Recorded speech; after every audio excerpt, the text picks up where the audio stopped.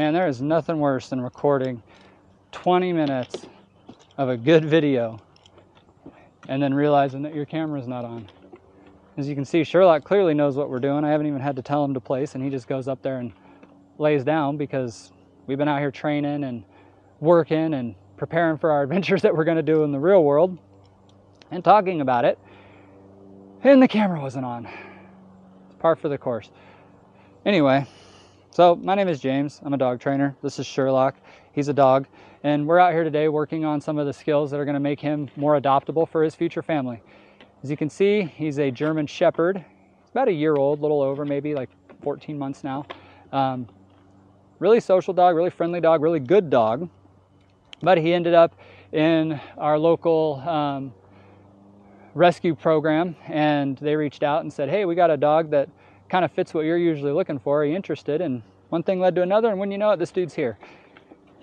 And so by no fault of his own, we had him a home picked out. He was actually going to go to a veteran that needed a companion, and as things happen, the home situation changed, and that home became no longer an option for him, unfortunately. And again, it's no fault of anybody, things happen, but we have Sherlock, and now we need to find him a new home.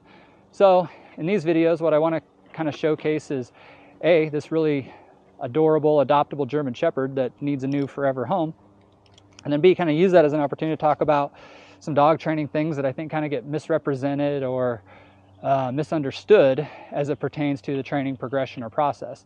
So as you can see, we're out here working on place. During this video, you're only going to hear me tell him place. I'm not going to tell him sit or down or heel or stay or any other help for place. I'm just going to tell him place. There's going to be times where I don't even tell him place, and I reward him for going up there on his own. He may go up there on his own and lay down like you've seen in the beginning of the video. Or I could go up there and I can tell him place. And then once I tell him place, the only thing that relieves him, nope, place, relieves him from his obligation to that command is another command or yes. And so yes in our communication system tells him that you've done the right thing, you're no longer obligated to that command or that task, and you can come get rewarded. Now what that's not is a recall or any other kind of way to get the dog to come to me. That is just a consequence of him returning to me to get the reward that I have that he's working for. So place, as we're out here working, the reason why you're not hearing me tell him to sit or to down or to place is we're just working through, working through some distractions. As you can hear, there's a lawnmower going. Got some chickens over here.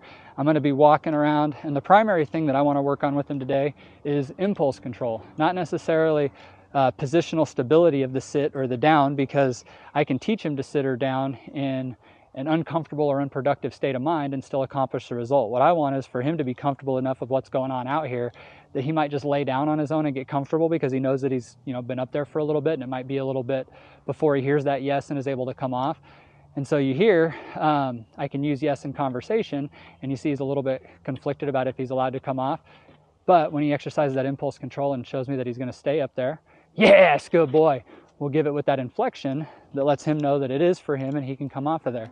And so what I'm doing is I'm deliberately watching for his stability, staying up on the place and exercising that impulse control, and him showing me that he understands, as opposed to just locking him into a position where there's no opportunity for him to fail because he's supposed to be in a down or he's supposed to be in a sit. Place.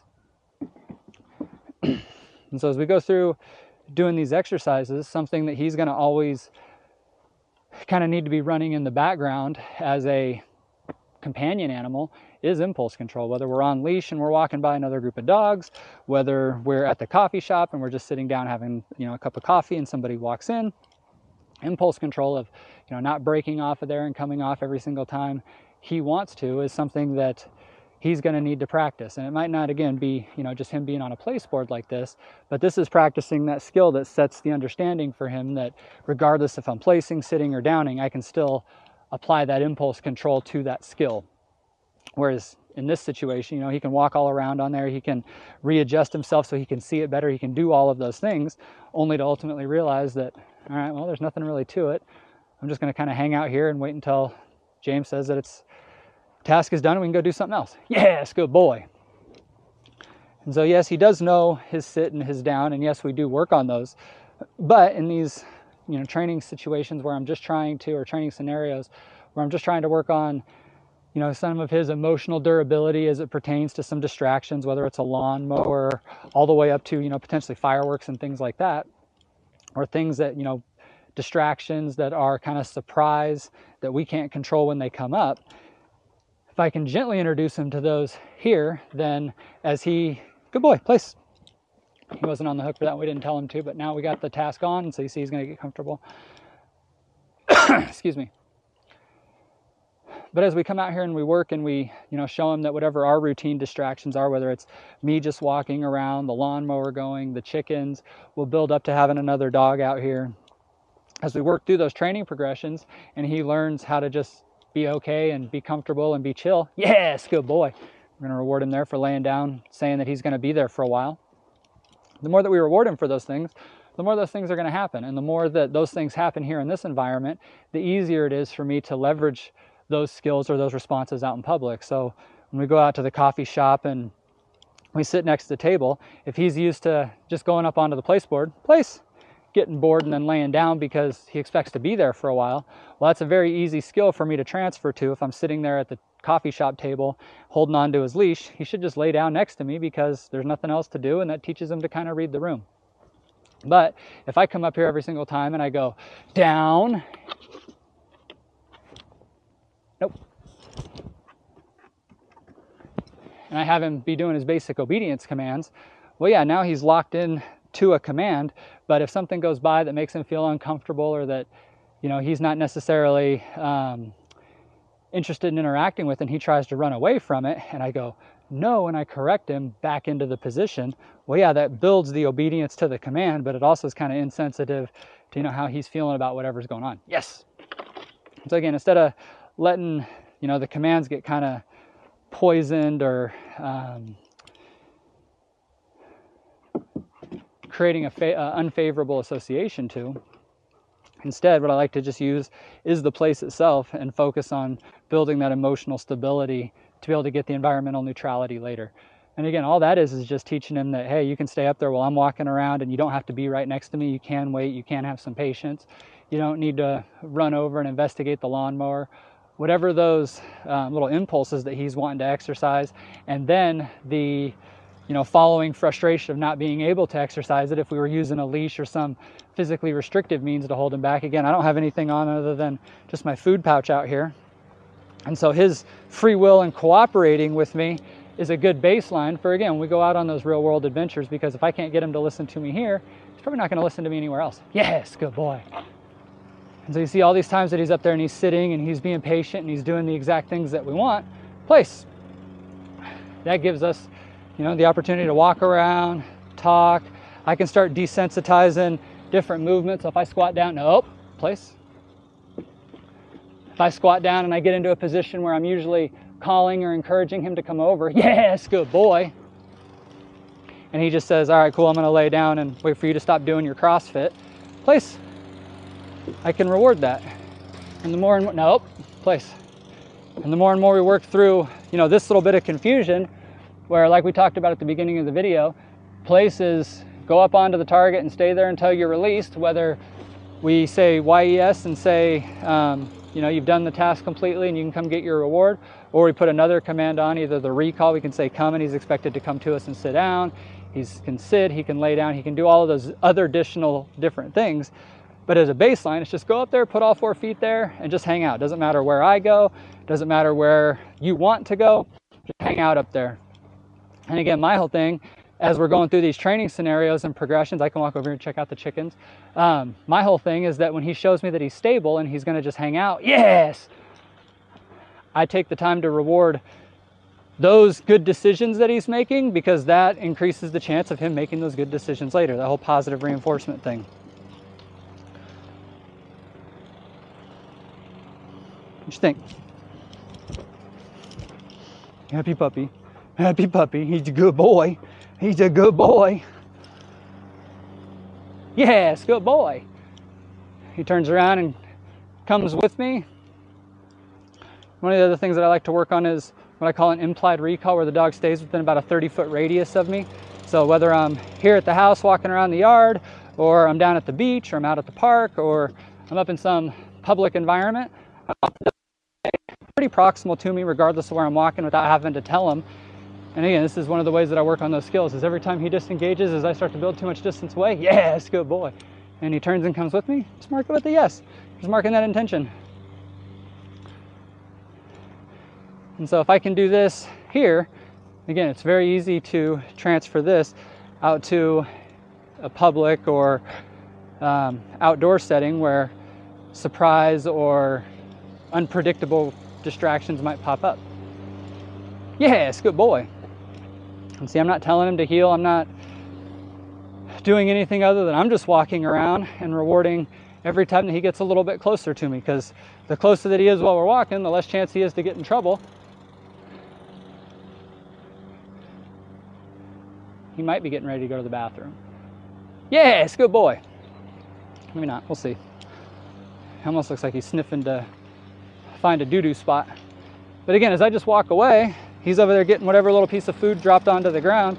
So as I create some distance, as soon as he looks up and sees that I'm not there next to him and he comes, yes, running next to me, this is a very easy way to build that recall and build that kind of sticky magnet dog without doing it in a clingy way where you're having to pull him around and really use a lot of influence to get this behavior.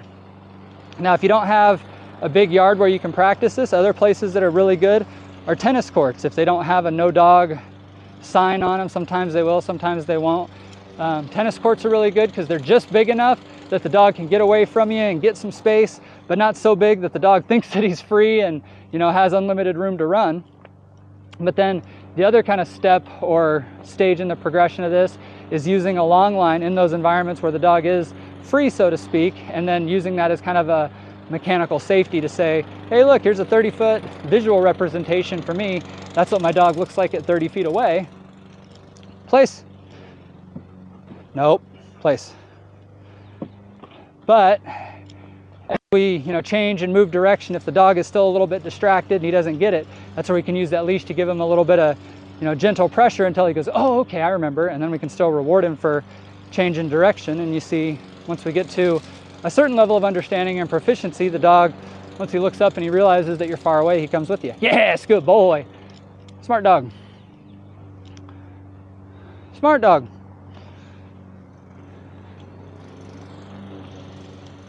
Yes, good boy. Look at that happy boy.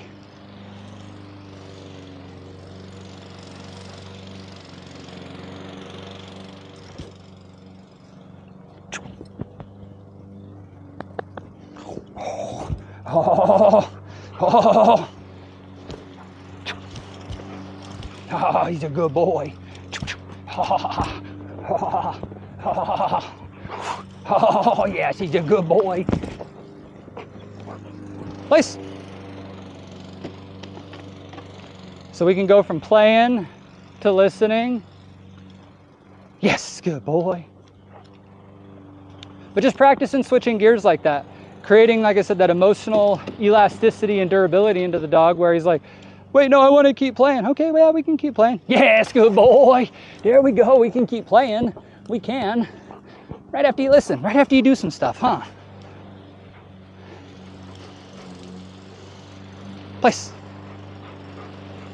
No, place.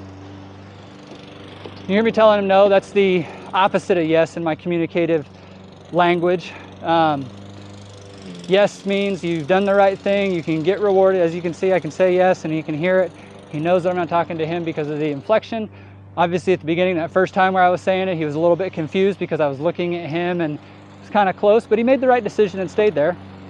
So no, on the opposite side of that spectrum, is missed opportunity at behavior, didn't do the correct thing, try something else. And so on those reps where, like that, where I tell him to place and he sits in front of me and I say no, tell him, hey, you're doing the wrong thing, not necessarily automatically a correction, but go adjust yourself and, you know, do the right behavior. So when they hear no later on, it's a prompt to change what they're doing instead of, you know, keep doing what it is.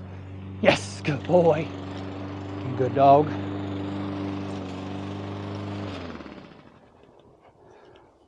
All right, it's time for this yard to get mowed, so I'm gonna go put Sherlock up, give him some water, and In the next video, we're going to take him out in public and start doing some training out there. Come on, boy.